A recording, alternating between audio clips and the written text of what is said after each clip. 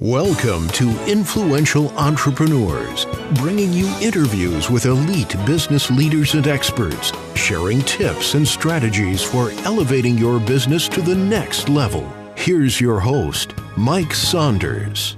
Hello and welcome to this episode of Influential Entrepreneurs. This is Mike Saunders, the Authority Positioning Coach. Today we have with us Jonathan Westover, who is the Managing Partner and Principal at Human Capital Innovations, LLC. Jonathan, welcome to the program. Thank you so much. It's my pleasure, and I'm happy to be here. Hey, so give us a little bit of background of your business experience and then what led you to start the Human Capital Innovations, because I always love to hear the origin story, the backstory. You know, so many times it is, I was in business and I noticed this was always happening and I found the solution and finally I thought, well, if this worked for me, maybe other people need it as well. So I always love to hear that. So get us caught up to speed and then let's talk about the Human Capital Innovations. Yeah, thanks. It's interesting because I took a rather unique path towards entrepreneurship, I believe. So I actually started off with the intention of finishing my master's degree and then going off and working in corporate organizational development, leadership development, and those sorts of areas. And as I was doing all of my interviewing, upon approaching completion of my master's program, I realized I wanted to go into academia. So I ended up putting all of that off and going and working on a Ph.D. But that also didn't quite suit me either. I knew I loved working with people and organizations and teaching, and I felt like academia would give me a great opportunity to do all of that. But I quickly realized that ivory tower pontificating, on all these abstract ideas and esoteric research, while important in its own right, wasn't really what motivated me. And so I see myself as a scholar practitioner. I did complete my PhD. I am a full-time faculty member. I'm department chair and professor of organizational leadership at my home university. But very early on, while I was working on my PhD, I realized that I still wanted to keep my foot in the door of the practitioner world and work with organizations in real life projects. And so back in 2007, I started Human Capital Innovations and have been working in that firm since then, in addition to my academic career. So I kind of have this dual track scholar practitioner approach.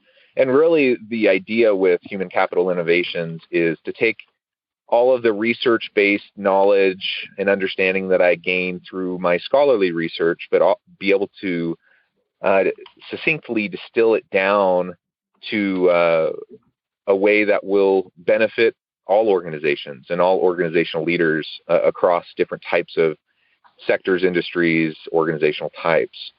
And so at Human Capital Innovations, we coach, we mentor, we do organizational analyses, we work on large organization-wide consulting projects to help transform organizations to be more healthy, to have a more people-centric culture, and ultimately to be able to maximize their human capital potential. So it's an exciting thing, and I really am passionate about that scholar practitioner orientation.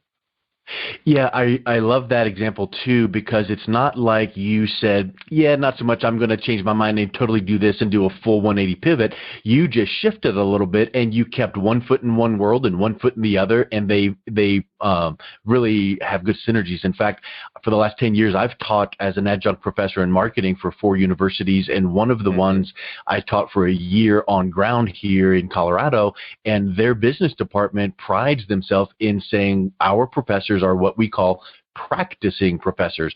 Every single one of them are business owners, entrepreneurs, and they're able to, and I saw this all the time in lectures. It was, here's this concept, called integrated marketing communications. Here's what it means, but let me tell you what I'm doing with the client right now in their campaign to display what this really means. And then what you'll find is in your clients, you're able to mention something and say, well, you know what, this has great academic foundations because this is the philosophy of. And I think that that's such a wonderful synergy that a lot of consultants are not able to bring to their clients. Yeah, I hope that's a value added of what we do at Human Capital Innovations. It's been my experience in working with lots of organizations and crossing paths with lots of consultants that you really have all types, right? Yeah. And I don't mean to be dismissive or demeaning of any other firms, but there is an important necessity to having solid research foundations for what we're doing, not just going with the recent fad, or the current trends. And while it's important to keep in mind and pay attention to the changing nature of work and the shifting global landscape and the economy, all of that, we have to all be futurists, and we have to try to see into the future and try to figure out what that means for organizations to be competitive. But that doesn't mean we jump on every bandwagon of every new business fad. And sometimes organizations can waste a lot of time and money trying to go chasing those fads. And so that's something we don't do. We want to have a research orientation. We want to help organizations collect data that will give them good insights. I'm sure you've heard many times before the old adage of garbage data in, garbage outputs, right? If you don't get the good data, you can't make good decisions based on data. And we all know that the organizations of today want to be more data driven, but a lot of them don't know how. They don't know how to collect the data effectively. They don't know how to analyze it effectively. They don't know how to gain insights from that data, and they don't know how to then implement it. And so that's some of what we do at Human Capital Innovations. Yeah, I love that, and I want to ask a question about the name in a second, but what you just said makes me think of a question about fads. What's an example of a fad that you see some organizations might be trying to follow, but then through your guidance, you can move them in a direction where it's more effective for them? That's a great question. One that I saw within the last decade, there's been a lot of tech organizations that have jumped on the fad of ditching performance reviews. And largely for good reason, frankly, because performance reviews have been shown repeatedly to not be terribly effective. And when I say performance reviews, I mean the traditional annual review process, where you go through once a year, your manager evaluates you, you get some feedback, and there's really no question, based on the research as well as all my experience working with organizations, that doing a once a year performance appraisal as your performance management doesn't work.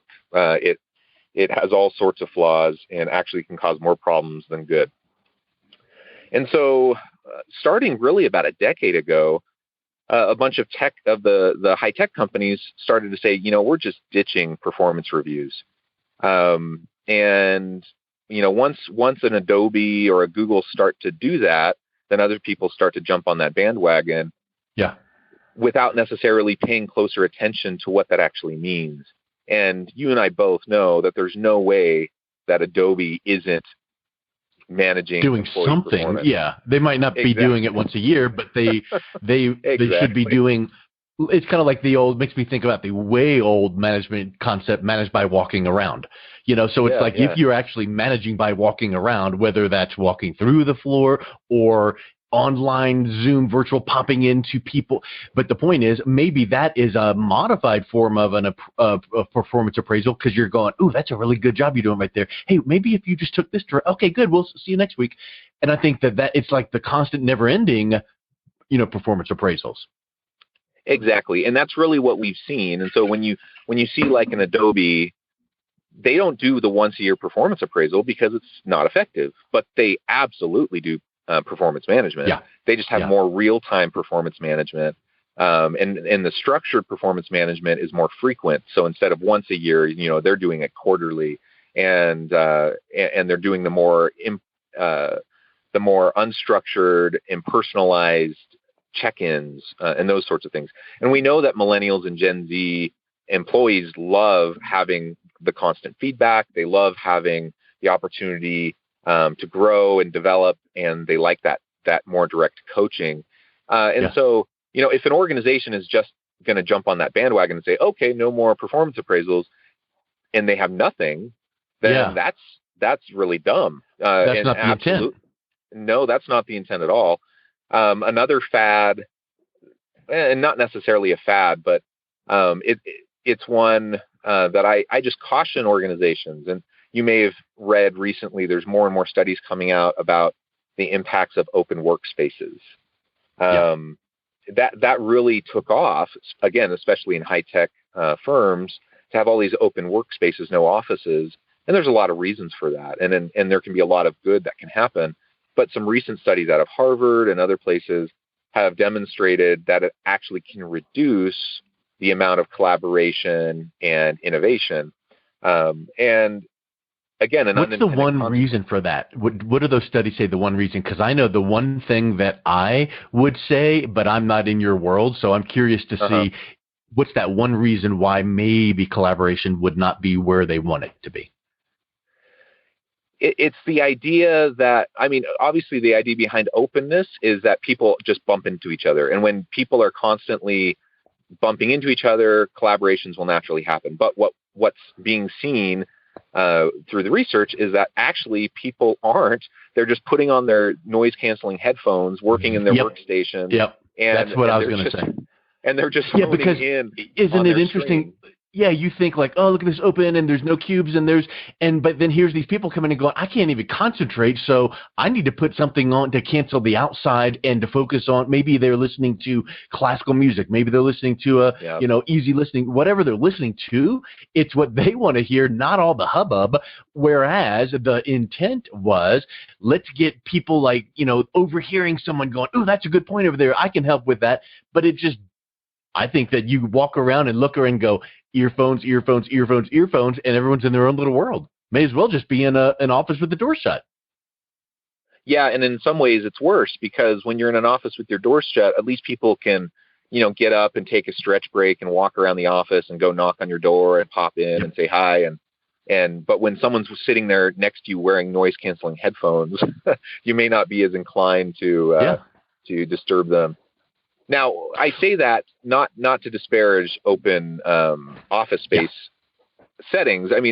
There's a time and a place, right? And so when I go and work with an organization, I'm not going to necessarily say you should never do traditional performance reviews or you should never have an open office workspace. The whole point is you need to ask the critical questions and you need to figure out if it actually makes sense for your organization, for your culture, and for what you're trying to accomplish. And asking those hard questions and really thinking about it, then you can determine, an effective workspace that works for your people. You can determine an effective assessment strategy for, employee engagement and productivity. You can come up with the metrics that are going to be useful for you. And it's not cookie cutter. And that's maybe another fad that you just sometimes see with some consulting firms is, and it makes sense in a lot of ways, because you see kind of off-the-shelf cookie-cutter types of offerings that make a lot of sense in terms of economies of scale. But each organization has such a unique context. And even if I've worked, I could work with 100 organizations with very similar profiles in terms of size, sector, product, service. And those past experiences can inform how I'm going to engage with a current client who's also in that space. But if I'm just trying to plug in, square peg round hole, one firm after another, I'm going to miss stuff. I'm going to end up inadvertently causing, in some cases, harm when I'm actually trying to help. And so it's not necessarily, there's a reason why fads take off. It's because they have been effective. And they've worked very well for certain organizations, and that's fine. How about this? How about this fad that is like real time? And it might not be a fad. It might just be, this is the world we live in. But at the time of this recording, we're going through the quarantine, COVID, coronavirus, work, separation. So we're being forced to work virtually. And there's now a lot of, I literally just am staring at right now an article in Forbes from 15 hours ago. Twitter and Square announced work from home forever option. So what are your thoughts on virtual, when we get back to whatever normal is going to look like? Is it going to be, okay, now virtual is out the window and we're going back to business as usual, or are there going to be elements of the virtualness? But I would venture to say that in your work, you see some organizations that go, we're forced to do virtual now, but I don't really trust my employees, is what the CEO might be thinking. He would never say it, but he's like, I don't know, there's a lot of work not getting done, so we got to get back to the office. But in reality, I've heard that there's some studies that say when you're given that freedom and flexibility, there's actually more output, because you love the fact that you can take a lunch break for 2 hours and then work till 9 p.m. after the kids go down. Yeah, and in fact, that's an area of my own research in looking at employee satisfaction, motivation, engagement, inspiration, those sorts of topics. And there's no question that various work-life balance elements, including scheduling flexibility, is viewed extremely highly by most employees. And most employers have found them to be, when they implement those types of policies, they find it to be fairly effective. Not universally, of course, and it depends on what your workforce needs to do, obviously. But with Twitter, for example, virtual work for forever, if people want, that's super interesting. Now, obviously, a tech company like that, I think one thing they're realizing, like we're all starting to realize, is that we can do a lot more virtually than we thought maybe we could have done before, because we were being forced into it. And we're being forced to learn how to do it effectively. So if COVID had only been a flash in the pan and maybe gone on for a couple weeks or a month, and then we were all back to normal, I think stuff would have just gone back to normal. But it looks like we're going to be in this for the long haul. And once COVID dies down, I have a hard time believing that organizations are going to wholesale revert back to the way it was. I do think that there will be a return to shared spaces, offices, and collaborative spaces, because there's a certain dynamic that happens there that you just can't replicate in a Zoom meeting. But I do think that I think we're going to have some remnants of the virtual that carry over. It's not going to be 100% one way or the other, because you're losing some elements when you're only virtual, and you're losing some elements of virtual when you go back to only in the office, because maybe morale. So, I mean, just like anything, it's never 100% one way or the other. It is never always or never. It's like, let's just bob and weave and go with the flow and see what we liked about virtual and go, you know what? Maybe instead of doing like casual Fridays, we're going to go virtual Fridays, and maybe that's going to gain us, some employee engagement, and still the output needs to be whatever that it is. And obviously, if you work on an assembly line, you can't do virtual Fridays. You have to touch things and assemble, but where that can be. So I think that's a really a neat concept to think about. Here's a question that I was going to ask too about the name of Human Capital Innovations, because obviously human capital is humans, the workforce. So it's kind of like human resources, and I love the fact that you're putting innovations in with human capital, because it's almost like it's elevated. So let's not just think about HR. That's the old school. Human resources and human resources management. But how are we going to infuse innovations in with getting the most out of the workforce? What were your thoughts on bringing that approach to the naming of your company? Yeah, that's absolutely it. What you just said. I have a long background in HR. That's really my start into the world of organizational development was through HR. Some people get into OD and change management through other fields. But within HR, there's been a huge shift over the last 20, 30 years. Originally personnel management, and then it kind of turns into human resource management. But HR today should be much more strategic than legal compliance and some of the administrative types of tasks that you have to do for payroll and those sorts of things. So while those elements are important, human resource management necessarily needs to be much more strategic, much more people-centric and oriented. And a good human resource manager needs to be able to understand the entire business, not just their narrow little niche. And so my perspective on working with organizations is really taking a systems approach to understanding organizational challenges and problems and how to resolve them. And so that means you have to understand the holistic business. You can't just take the one narrow approach, because then you're just playing whack-a-mole. If I'm only focusing on HR, then I'm not considering the marketing components or the operations components, the finance components that are absolutely partly driving the outcome, right?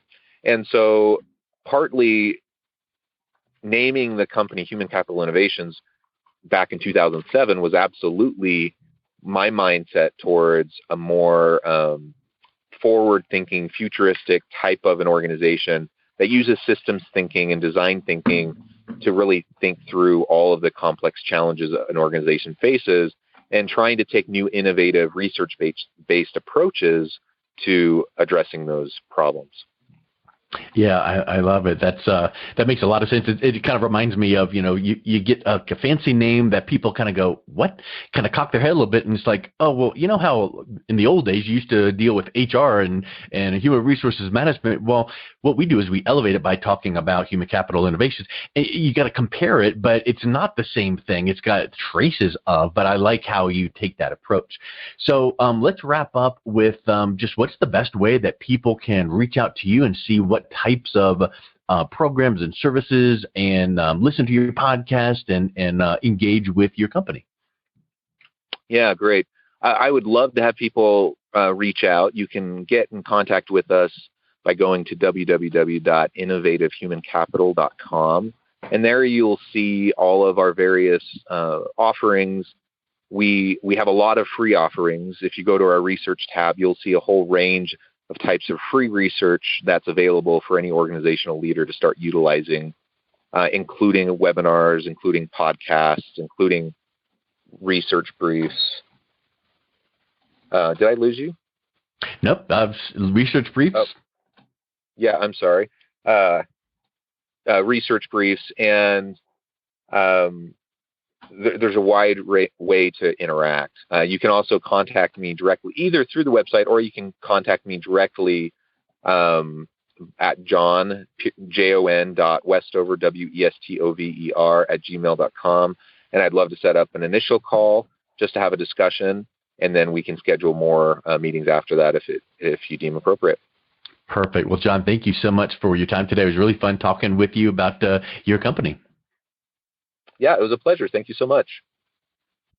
You've been listening to Influential Entrepreneurs with Mike Saunders. To learn more about the resources mentioned on today's show or listen to past episodes, visit www.influentialentrepreneurssradio.com.